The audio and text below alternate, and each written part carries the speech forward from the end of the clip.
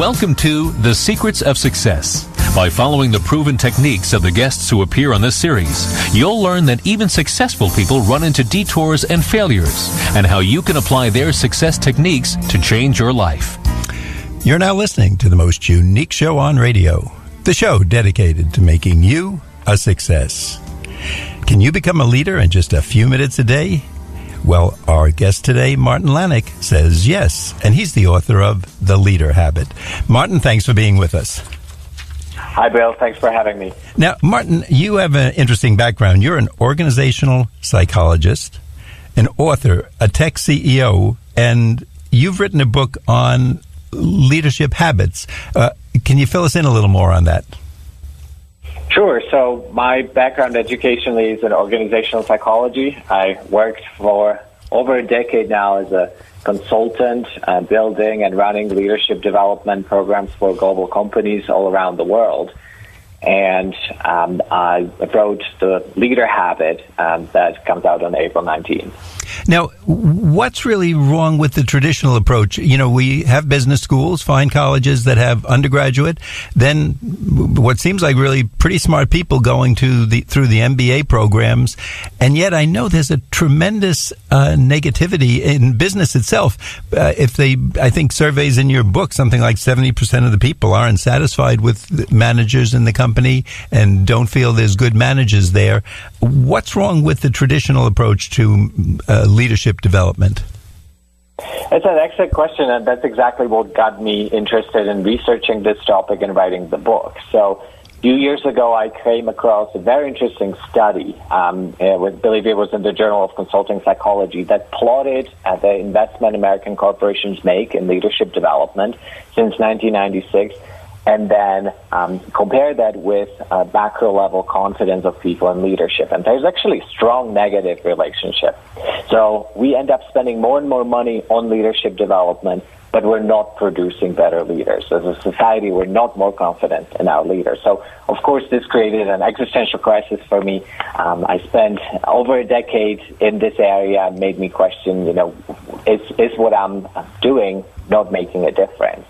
And that got me interested in studying this topic, and what I found through research of about 800 managers and executives around the world is that the classroom-based instruction is really not the way to go. That is not going to produce better leaders.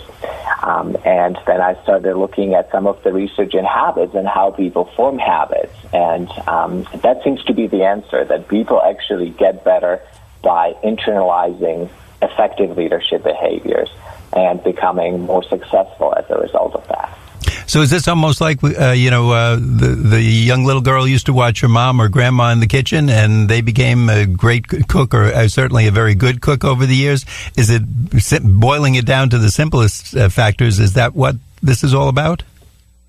Exactly, yes. And it's all about practice. So it's all about finding a small behavior that we know and has been documented by research that effective leaders do, and then working on internalizing that behavior so it becomes as automatic and as natural as brushing your teeth or making your bed in the morning, and it becomes a habit. Now, I know right out of your book, I took a quote, leadership is a series of habits. I like that. I mean, it really sounds and makes sense. But when you go to a major company and you talk to people about it, do they look at you like, gee, that's so simple. We wish it was, but that sounds like something on late night TV for $29.95, shipping and handling extra. Do they get a little quizzical or give you odd looks? I think once you dive into what that quote really represents, it makes sense, because about half of our daily behavior, whether it's in work or life, is habitual. We do things automatically. We do them out of habit. We don't even think about them. They're subconscious. And that's really what that quote represents, is that at its core, leadership goes on most of our behavior. It's really habitual. WHPC, WHPC HD, Garden City. And I know we talked about it because it's a trick word to say, but habit, basically it's automatic behavior, and I think there's a word for that I'm seeing more and more now, if I'm saying it correctly, automaticity? Yes, automaticity, yes. This is a term from cognitive psychology that essentially represents a behavior or a level at which a behavior is completely automated. And that means that that behavior happens without any conscious thought. Perfect example is driving. So when people first learn how to drive, they consciously have to think about every aspect of it, the steering wheel, the rearview mirrors, blinkers, and so forth. But after you practice this for so many months and years, it becomes automatic. So now you drive effortlessly, and you can actually do other activities while driving, like listening to radio or holding a conversation with somebody else in a car. I'll tell you, I know that. I certainly agree, and I think our audience too, because I don't even think of it. And if I have to stop and think, did I turn my key to the left or to the right? Did I do this or give an order? It really makes me stop, and I have to actually go back and do it step by step. I couldn't just, because it's all kind of in the back of my mind, I just do it automatically, as you say. And you're saying that almost half our daily behavior is made up of simply habits that we do time and time again. Is that correct? Yes, that's what the research shows. Yes. Now, about half of our daily behavior. Is this a good or bad thing? If people get us trained, the wrong way, or if we get a little wired sideways, or maybe drink too much sugar or something like that, does that get us going the wrong way, or is it a good thing that we have habits and takes maybe some of the pressure off of us? Well, I think generally having habits is very effective because our brains are very limited in their bandwidth. So if we did not have habits, we wouldn't be able to do much of what we need to do on a daily basis. I often joke that, without habits, we wouldn't even able to probably leave the house in the morning. Just imagine if you had to make a fresh decision about every aspect of your morning routine. Like what type of coffee should you drink? What should you eat for breakfast? Should you take a shower before brushing your teeth? You get the idea, right? So just making all these behaviors habitual and natural, creating those routines, frees up some bandwidth for us to do more meaningful and important work. Martin, I'd like our audience to know, if they did not hear it originally, our guest is Martin Lanik, Lanik. He's the author of the book, The Leader Habit. And Martin, we're going to ask you where it's available, and is there a website where we can find out more? Yes, you can find out more information at leaderhabit.com, and the book is available at Amazon or any other bookseller.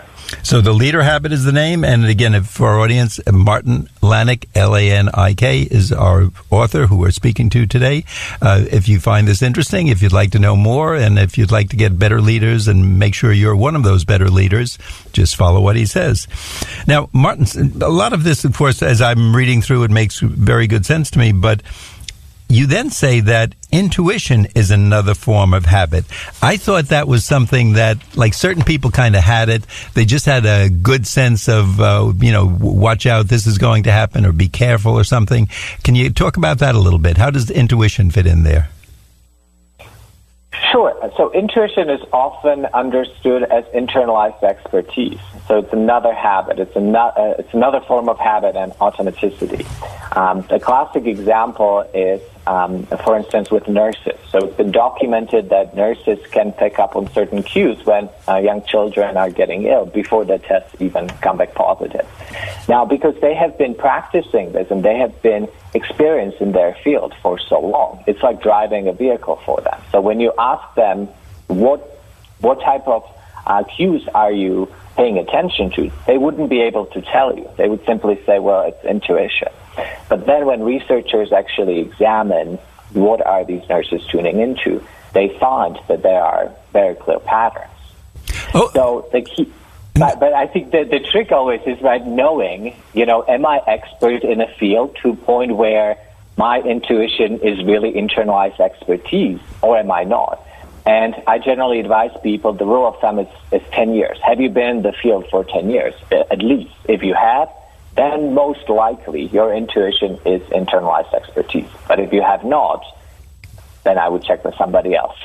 So I'm thinking of a good trial attorney. He or she is up there, and she can tell from the body language of the witness, if they're blinking and the speed of their speech. Over the years, they can tell just from that if someone's lying. So now I get where you're coming from, and I see how the intuition is developed. I think you mentioned also that habits save us conscious thought and conserve energy. if we didn't have habits, or if we tried to cut down on them for some reason, this would, I guess, really tap into us and sap us by the end of the day. We would be exhausted and probably falling asleep on the couch like I do. Yes, certainly. The habits are very beneficial. It's very important that we actually do have them and do have these routines because that frees up mental energy, and it's a very limited resource. So we can consciously process very limited amount of information. And oftentimes just engaging in a conversation with somebody else or listening to a radio is all that our brains are capable of processing at any point in time. So everything else that you're doing while you're listening to your show is on autopilot. That's all habitual automatic behavior. Now, Martin, I think it's on page 14 in your book. You give us a core list of leadership skills. Can you talk about those and tell us where they fit in as we're going to learn more about how habits can really make us better leaders? Where do these skills fit in? Is this something we have to develop, we should have naturally before we even become a leader? Can you go through that with us? Yes, it's always a combination. So we, as we go through life, so we develop skills in certain areas and then we lack in other areas. So this list of core leadership skills is what we found through the research that I did for my new book, The Leader Habit. And we found that generally great leaders have skills in two areas. So they need to get things done in the organization. That's one set of skills, like planning and solving problems and leading change. But they also need to focus on people. So they need to be able to motivate their employees, grow them. They need to build teams, and they need to have strong interpersonal skills so they can build relationships with everyone. So we found through our reviews of literature and our own research of about 800 managers and executives from around the world that there are 22 core leadership skills. And can you go into those a little bit? And how do they fit under, I guess, the two headings with getting things done and focusing on people? Certainly. So getting things done is, I think, what we would traditionally think of as management skills. So this would be things like planning and organizing the work, managing priorities, being able to delegate well, being able to create urgency so that tasks and projects move along in the organization. Then there's second category of solving problems and making decisions. So on an everyday basis, a manager needs to solve many different problems. They need to make many decisions. And the way they go about doing this, the way they analyze information, the way they think through solutions, or whether they even consider customers as part of their decision-making, those are all part of getting things done, or the core leadership skills. And then very popular lately with all the changes happening in the world is this set of skills that refer to leading change. So being able to sell the new vision to employees, being able to innovate, and then also manage risks. So again, those would be the getting things done types of skills. And the second set of skills that is focusing on people. So these are the leadership skills that motivate people, that build relationships, and that make people want to stay in the organization. They get them excited about work. So it's persuasion and influence, so being able to overcome resistance, negotiate, influence other people, motivate them to want to do the work. Then we have growing people and teams. Of course, as leaders, we're responsible for making sure that our employees are growing in the organization, so coaching and mentoring them, empowering them to make their own decisions, and building team spirit. And then, of course, interpersonal skills. So as a leader, you are leading other people, and that means that you need to be able to build good relationships with them, show caring, listen to them, communicate clearly, and, of course, be charismatic so that others want to follow you. Martin, I think you've broken it down to two very obvious things as I look at them now. And, of course, the great authors do make things very simple. Getting things done, which if we don't get things done, I think we're going to be out as a leader very quickly. And if you don't focus on people, you're going to have turnover, you're going to have unmotivated people, and the work just isn't going to get done.